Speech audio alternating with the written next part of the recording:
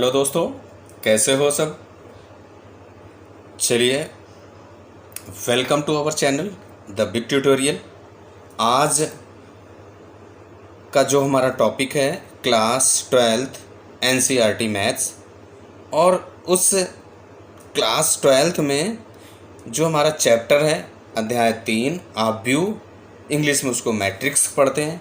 तो आज हम लोग इस चैप्टर में यानी इस टॉपिक में आज के इस वीडियो में हम लोग आव्यूह क्या होता है, आव्यूह की संरचना, आव्यूह कैसे बनता है, इसके बाद आव्यूह की कोटि और आव्यूह के प्रकार के बारे में अध्ययन करने वाले हैं।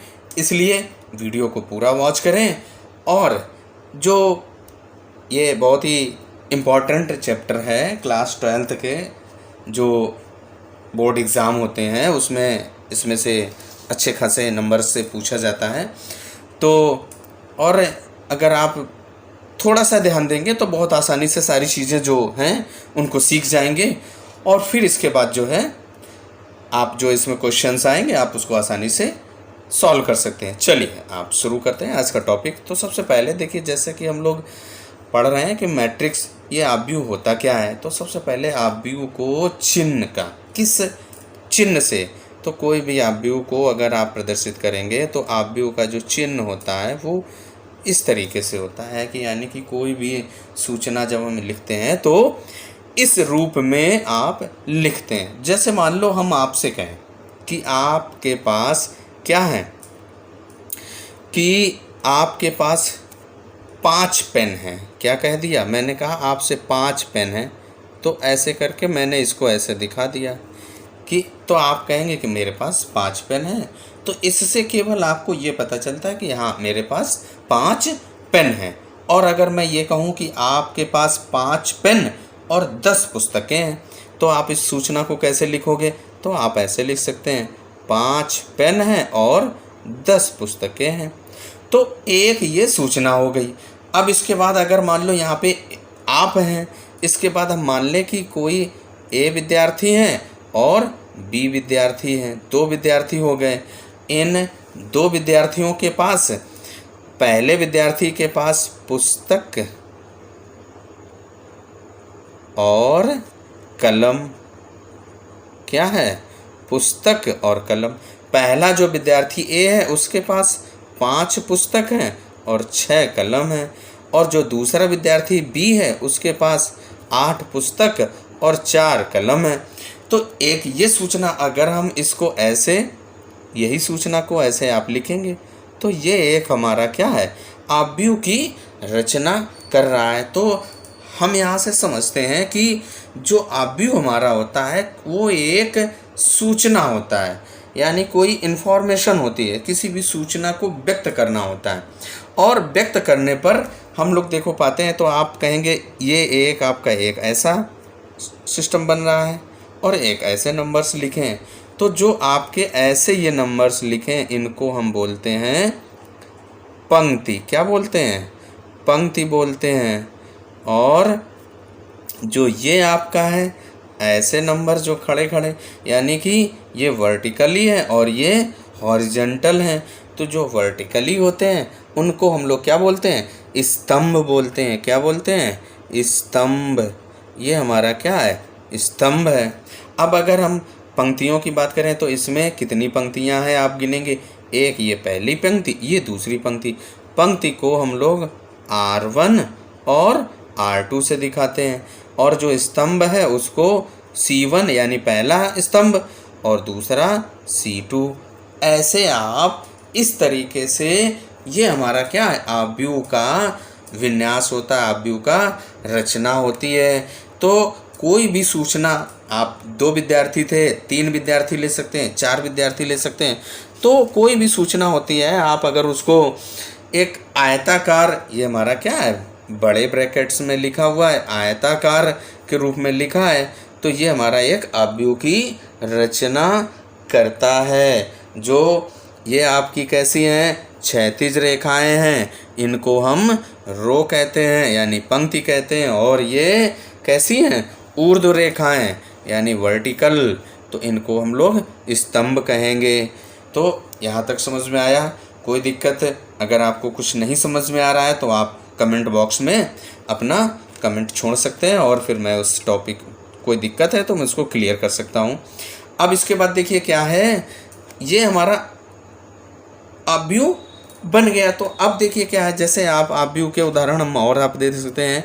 तो जैसे आपका ए बराबर, जो अवयव होते हैं उन अवयवों को हमेशा कैपिटल लेटर से हम दिखाते हैं। तो जैसे 2, 3, 4, 5, 7, 2, ये आपका लिखा।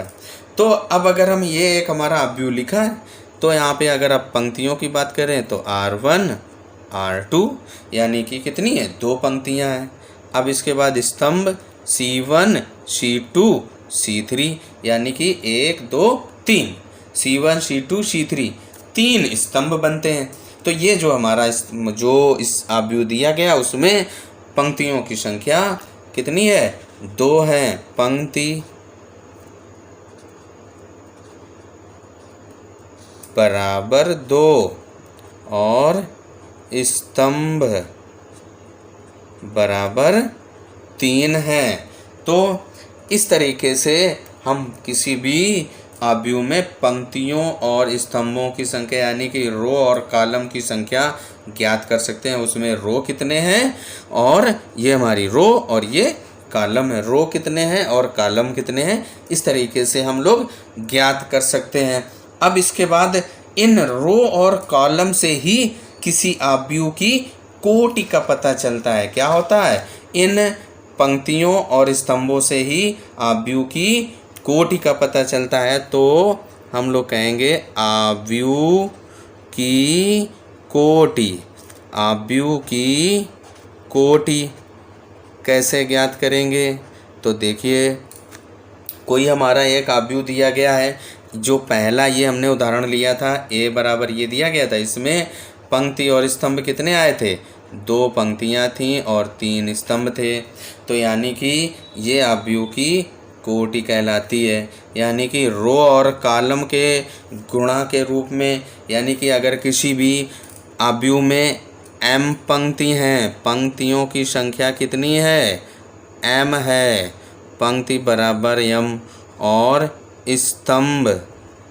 स्तंभ बराबर n है, तो उसकी कोटि क्या होगी, कोटि बराबर होगी m इंटू n।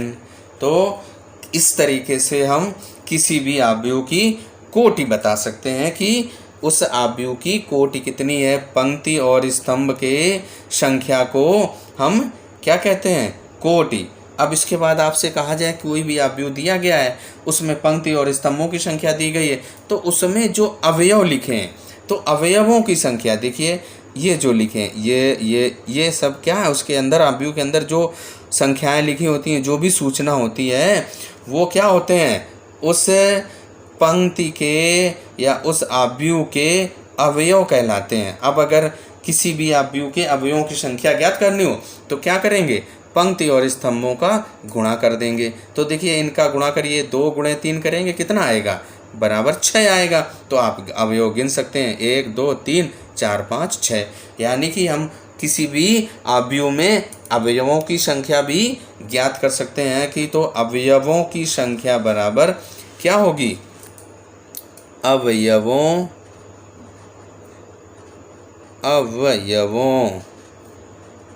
की संख्या बराबर क्या होगी, m इंटू n।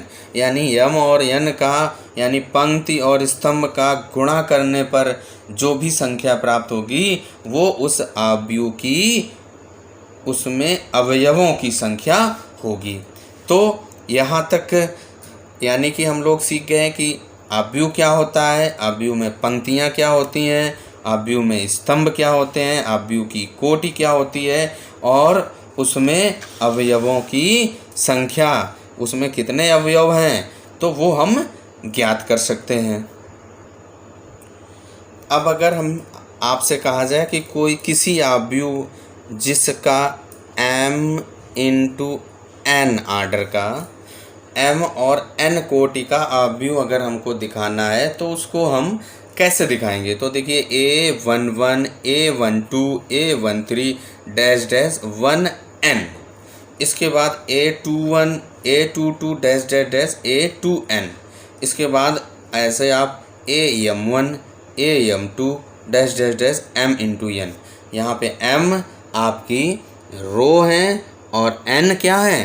कॉलम है आपके। तो यहाँ पे ये क्या है हमारा? एक m इंटू n, ये पंक्तियों की संख्या और ये स्तंभों की संख्या। इस तरीके से अगर हम जो मैंने बताया कि ना कि जो आव्यूह है वो एक आयताकार क्रम विन्यास में कोई एक सूचना को निरूपित करता है। तो ये हमारा m इंटू n आर्डर का अगर हमें कोई आव्यूह लिखना हो तो इस तरीके से। इसको और शॉर्ट फॉर्म में लिखना हो तो आप ऐसे लिख सकते हैं I J, A is equal to A I J m into n, जहाँ आई आपकी पंक्ति है और जे क्या है? स्तंभ है। पंक्तियों की संख्या और स्तंभों की संख्या होती है।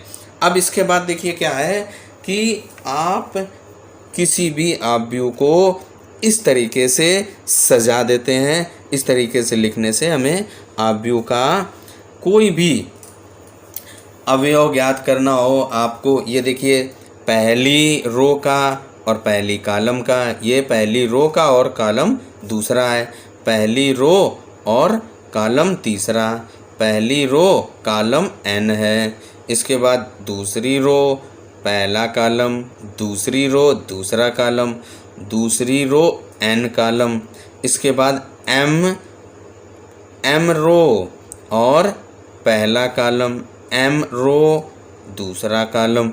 इस तरीके से आप यहाँ पर बढ़ते चले जाएंगे। तो अवयव जहाँ पे हमें ज्ञात करना हो वहाँ पे आप ज्ञात कर सकते हैं। किसी भी अवयव को किस तरीके से आप ज्ञात करना है तो ये इस आव्यूह को दिमाग में यानी कि अपने ध्यान में रखेंगे और हमें उससे अवयवों की संख्या और किस अवयव को ज्ञात करना वो भी हमें पता चल जाएगा। चलिए देखिए अब हम लोग पढ़ते हैं आव्यूह के प्रकार। तो आव्यूह के प्रकार हम आगे पढ़ते हैं। तो सबसे पहला जो आव्यूह का प्रकार आता है स्तंभ आव्यूह। तो देखिए स्तंभ आव्यूह क्या होता है? जैसा कि इस आव्यूह का नाम है स्तंभ आव्यूह, यानी कि ऐसा आव्यूह जिसमें केवल एक स्तंभ होता है उसे हम स्तंभ आव्यूह कहेंगे। देखिए इसका उदाहरण लेते हैं। देखिए एग्जाम्पल अगर आप लेंगे तो क्या पाते हैं? देखिए 2, 3, 4, ये आपका देखिए आव्यूह हो गया। यानी कि देखिए क्या है, इसमें केवल एक ही स्तंभ है, यानी कि वो कौन सा है? C1। और इसके बाद इसमें अगर पंक्तियों की संख्या पूछी जाए तो R1, R2, R3, ये आपकी 3 पंक्तियां हैं और एक स्तंभ है। इसी प्रकार दूसरा एक उदाहरण ले लीजिए, आप कोई भी ले सकते हैं, 4, 5, 6 और 7। इस तरीके से आपका एक ये आ गया। तो इसमें स्तंभों की संख्या कितनी है? एक ही है। और पंक्तियां कितनी हो गई? R1, R2, R3, R4, 4 पंक्तियां हो गई हैं। अब इसके बाद आप एक और उदाहरण ले सकते हैं। जैसे हमने लिया A और B, इसमें क्या है? R1 और R2, 2 पंक्तियां और स्तंभ एक है। तो स्तंभ आव्यूह का मतलब क्या होता है कि ऐसा आव्यूह जिसमें केवल एक स्तंभ हो और पंक्तियों की संख्या अलग अलग हो उसे हम स्तंभ आव्यूह कहते हैं। इसके बाद जो दूसरा आपका आता है, दूसरा क्या है? पंक्ति आव्यूह। जो दूसरा क्या है? पंक्ति आव्यूह। पंक्ति आव्यूह। अब पंक्ति आव्यूह क्या है? जैसे कि इसका नाम ही है, यानी कि रो मैट्रिक्स। Row matrix. तो पंक्ति आव्यूह इसके नाम से भी पता चल रहा है कि ऐसा आव्यूह जिसमें केवल एक ही पंक्ति हो। तो एक ही पंक्ति का आव्यूह लिख दीजिए, 3, 2, 4, 6। देखिए पंक्ति कितनी है R1 और स्तंभ C1 C2 C3 C4, 4 स्तंभ हो गए। अगर आप इसे इसकी कोटि पूछी जाए तो 1 इंटू 4। अब इसके बाद दूसरा उदाहरण ले लीजिए। देखिए ABC, तो एक ही पंक्ति है, वो भी R1 और स्तंभ C1 C2 C3, इसकी कोटि 1 इंटू 3। 3 कॉलम हैं तो 1 गुणे 3। इस तरीके से ये हमारा पंक्ति आव्यूह कहलाता है। तो जैसा नाम, हमें नाम में ही देखना है कि पंक्ति आव्यूह और स्तंभ आव्यूह। तो अब इसके बाद तीसरा आपका क्या आता है? जो तीसरा है उसे हम कहते हैं वर्ग आव्यूह। क्या है? वर्ग आव्यूह। क्या कहते हैं? वर्ग आव्यूह। और इंग्लिश वर्ग को स्क्वायर कहते हैं, स्क्वायर मैट्रिक्स। अब देखिए इसका नाम ही है वर्ग, और वर्ग क्या होता है हम लोग कक्षा 6, 7, 8 क्लास 6, 7, 8 में हम लोग पढ़ चुके हैं। क्या? वर्ग। ये वर्ग एक ऐसी आकृति जिसकी चारों भुजाएं बराबर होती हैं। तो बस यहाँ पे भी वर्ग क्या है? हम वर्ग यहाँ पे क्या पढ़ रहे हैं? पंक्ति और स्तंभ इसमें आएंगे। तो ऐसा आव्यूह जिसमें पंक्ति और स्तंभों की संख्या बराबर हो जाती है उसे हम वर्ग आव्यूह कहते हैं। तो उदाहरण देखिए, एक A बराबर 3 - 2 4 6। इसमें क्या है? 2 गुणे 2, 2 पंक्तियाँ कौन सी? R1 R2 और स्तंभ C1 C2, 2 पंक्तियाँ और 2 स्तंभ। इसके बाद एक और उदाहरण देखते हैं। इसमें B बराबर, देखिए 3/3 का लिख देता हूँ, 3 - 2 1 4 3 - 5 6 4 - 3। और इसमें अगर आपसे R1 R2 R3 C1 C2 C3, 3 गुणे 3, यानी कि 3/3 का है। तो ये हमारा क्या है? जब रो और कॉलम यानी पंक्ति और स्तंभों की संख्या समान हो जाती है तो उसे हम वर्ग आव्यूह कहते हैं। क्या कहते हैं? वर्ग आव्यूह। वर्ग आव्यूह ऐसा जिसमें पंक्तियाँ और स्तंभों की संख्या बराबर है। इसमें 2 2 और इसमें 3 3 है। अब इसके बाद अगला जो आता है उसे हम वर्ग क्या कहते हैं? विकर्ण आव्यूह। अगला जो हमारा आव्यूह है वो क्या है?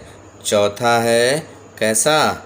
चौथा जो आव्यूह है उसे हम कहते हैं विकर्ण आव्यूह। जो चौथे नंबर का है विकर्ण आव्यूह। अब देखिए जो हमने वर्ग आव्यूह पढ़ा है तो वर्ग आव्यूह से ही आपका विकर्ण आव्यूह बनता है।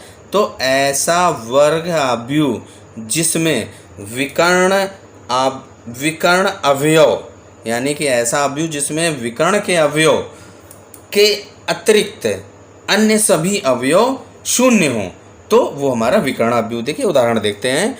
एग्जाम्पल है A बराबर, देखिए विकर्ण आव्यूह लिख दीजिए, यानी कि विकर्ण 2 4 और 6 ये लिख दिया। इसके बाद इसके अन्य सभी अवयव यहाँ पे 0 0 0 0 0 0, 3/3 का ये एक आव्यूह बन गया जिसमें केवल विकर्ण के अवयव लिखे हैं। वो कुछ भी हो सकते हैं, 2 3 4 आप जो भी है। तो बाकी जो अवयव हैं वो क्या हैं? शून्य हैं। तो वो हमारा क्या है? विकर्ण आव्यूह। दूसरा उदाहरण देखिए, 2/2 का ले लेता हूँ, 3 0 0 - 5। ये हमारा क्या है? विकर्ण आव्यूह 2/2 का है। तो विकर्ण आव्यूह कैसे पहचानेंगे? कि ऐसा आव्यूह जिसमें विकर्ण के अतिरिक्त, ये जो हमारा विकर्ण है इसके अतिरिक्त, विकर्ण के अतिरिक्त अब अन्य सभी अवयव शून्य हों तो हमारा विकर्ण आव्यूह कहलाता है। इसके बाद जो अगला 5वें नंबर पर है अदिश आव्यूह। क्या है? 5वें नंबर पर है अदिश आव्यूह। क्या है? अदिश आव्यूह। अदिश आव्यूह इसको कहते हैं अंग्रेजी में स्केलर मैट्रिक्स। देखिए अदिश, इसका नाम ही। अब आप ध्यान देंगे कि एक परिभाषा बिल्कुल ध्यान से सुनिएगा, एक ऐसा विकर्ण आव्यूह, क्या है? एक ऐसा विकर्ण आव्यूह जिसके सभी विकर्ण के अवयव समान हों, यानी कि ऐसा विकर्ण आव्यूह जिसके विकर्ण के अवयव समान हों, एक जैसे हों, उसे हम अदिश आव्यूह कहते हैं। तो देखिए इसका उदाहरण लिख दीजिए। एग्जाम्पल ए बराबर, देखिए क्या है, जिसके विकर्ण के अवयव समान हो, यानी कि हम 5, 5 और 5, इसके बाद 0 0 0 0 0 0, ये आपका 3/3 का है। क्या है? 3/3 का हमारा एक आव्यूह है जिसमें क्या है, विकर्ण के अवयव समान है। एक और उदाहरण देखते हैं।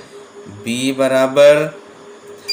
बराबर क्या हो गया, 2 0 0 2, यानी कि विकर्ण के अवयव समान हैं, बाकी अन्य अवयव 0 हैं, तो अदिश आव्यूह कहलाता है। अब अगला जो 6वां नंबर है, तत्समक आव्यूह। तत्समक आव्यूह का मतलब आइडेंटिटी मैट्रिक्स। आइडेंटिटी मैट्रिक्स कैसे पहचानेंगे? देखिए बिल्कुल बहुत ही ध्यान से समझना है, बहुत ही आसान से।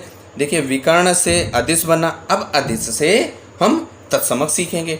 तो देखिए क्या है, ऐसा विकर्ण आव्यूह, ध्यान से सुनना है, ऐसा विकर्ण आव्यूह जिसके प्रत्येक विकर्ण के अवयव, यानी विकर्ण के अवयव एक हो, यूनिट हो, आइडेंटिटी हो, उसे हम तत्समक या आइडेंटिटी मैट्रिक्स कहते हैं। उसका उदाहरण देखिए। ए बराबर क्या है, 1 0 0 0 1 0 0 0 1, यानी कि क्या है, विकर्ण के जो अवयव हैं वो एक हैं, क्या है, यूनिट हैं, तो उसे हम क्या कहेंगे, तत्समक आव्यूह। अब दूसरा उदाहरण जैसे b बराबर आपका 1 0 0 1, यानी कि विकर्ण अवयव आपके कैसे हैं, शून्य हैं। विकर्ण अवयव क्या है, एक एक हैं, बाकी अन्य अवयव शून्य हैं, तो उसे हम तत्समक आव्यूह कहेंगे। और इसके बाद जो 7वें नंबर पर है आपका, कौन सा है, 7वां, क्या है, शून्य आव्यूह। शून्य आव्यूह, देखिए इसका नाम ही है शून्य आव्यूह, यानी कि अंग्रेजी में कहते हैं जीरो मैट्रिक्स। जीरो मैट्रिक्स, और इसके नाम से ही आप सीखिए क्या है, जीरो मैट्रिक्स। देखिए शून्य, यानी कि ऐसा आव्यूह, ऐसा एक आव्यूह जिसके सभी अवयव शून्य हों, उसे हम शून्य आव्यूह कहेंगे। इसके उदाहरण देखिए, आपका ऐसे लिख सकते हैं 0 0 0 0, एक और आप उदाहरण ले लीजिए 0 0 0 0 0 0, ऐसे लिख सकते हैं। और उदाहरण देख लीजिए 0 0 0, ऐसे भी। तो और उदाहरण देखिए इसके 0 0 और 0 0 0 0 0 0, ये सभी क्या है, हमारे जीरो आव्यूह हैं। आप कैसे भी लिख सकते हैं, तो जिसमें सभी अवयव, ऐसा आव्यूह जिसके समस्त अवयव शून्य हो, उसे हम जीरो आव्यूह कहेंगे, शून्य आव्यूह कहेंगे। और सामान्यता उसको ओ अक्षर इस तरीके से आपको रिप्रेजेंट किया जाता है। जो जीरो आव्यूह है उसको आप ऐसे दिखाएंगे, कहीं भी अगर क्वेश्चन में आता है तो इस तरीके से हम उसको दिखाएंगे। अब इसके बाद आता है आव्यूहों की समानता। आव्यूह कैसे समान है उनके बारे में हम लोग चर्चा करते हैं। अब आते हैं हम लोग आव्यूहों की समानता, यानी कि दो आव्यूह समान कब होंगे। तो सबसे पहले दो आव्यूह समान कब होंगे, उनके समानता की तुलना, यानी कि उन दो आव्यूहों की तुलना करेंगे। तो सबसे पहले मान लो हमने कोई एक आव्यूह ए लिया और एक अन्य आव्यूह बी लेते हैं। ये दो आव्यूह समान कब होंगे, जब इनके अवयवों की संख्या समान हो या कह सकते हैं इनकी कोटियाँ समान हो, तो सबसे पहला जो कंडीशन है क्या है, इनकी कोटियाँ समान हो, यानी कि जो ए अवयव है और बी अवयव है इसकी कोटियाँ भी समान होनी चाहिए, और इसके बाद इनके जो संगत अवयव हैं वो भी समान होंगे, तभी वो समान अवयव कहलाएंगे, दोनों इक्वल अवयव कहलाएंगे। अब देखिए उदाहरण लेते हैं फिर हम लोग समझते हैं। जैसे हमारा a इज इक्वल टू ऐसे लिखा AIJ और उसका आर्डर है m इंटू n, और जो दूसरा अवयव है b is equal to BIJ और उसका p इंटू Q है। तो ये दो अवयव समान कब होंगे, जब इनकी कोटियाँ समान हों, यानी m और p इक्वल हो, n और q इक्वल होगा। m बराबर किसके होगा, p के, और n बराबर q के। इसके बाद जो इनके अवयव होंगे संगत अवयव बराबर होंगे। तो अवयवों का वाला देखते हैं कैसे। जैसे हमने लिया 5 3 2 6, एक ये अवयव a है और दूसरा अवयव 5 2 3 6। तो ये देखिए इनकी जो कोटि है 2 गुणे 2, इसकी भी 2 गुणे 2, यानी कि दोनों की कोटियाँ तो समान हो गई। अब इनके संगत अवयव देख लीजिए, 5 का संगत अवयव ये 5, 2 का संगत अवयव ये 2, 3 का संगत अवयव ये 3, 6 का संगत अवयव 6, यानी कि ये हमारे क्या हैं, समान। अब अगर ये 5 यहाँ पे और 6 यहाँ बदल लें तो ये समान अवयव नहीं रहेंगे। तो इस तरीके से हम अवयवों की समानता यानी दो अवयवों की तुलना कर सकते हैं। तो कब होंगे, जब उनकी कोटियाँ समान हो और उनके संगत अवयव समान होंगे, तभी हमारे दो अवयव इक्वल होंगे। तो आज के इस वीडियो में हम लोगों ने अवयव यानी अवयव, अवयव के अवयव, अवयव के प्रकार, अवयव की कोटि, अवयव में अवयवों की संख्या कैसे ज्ञात किया, ये सारा सीखा हम लोगों ने। और आज के वीडियो में बस इतना ही। अगले वीडियो में हम लोग एक्सरसाइज यानी प्रश्नावली 3.1 सॉल्व करेंगे।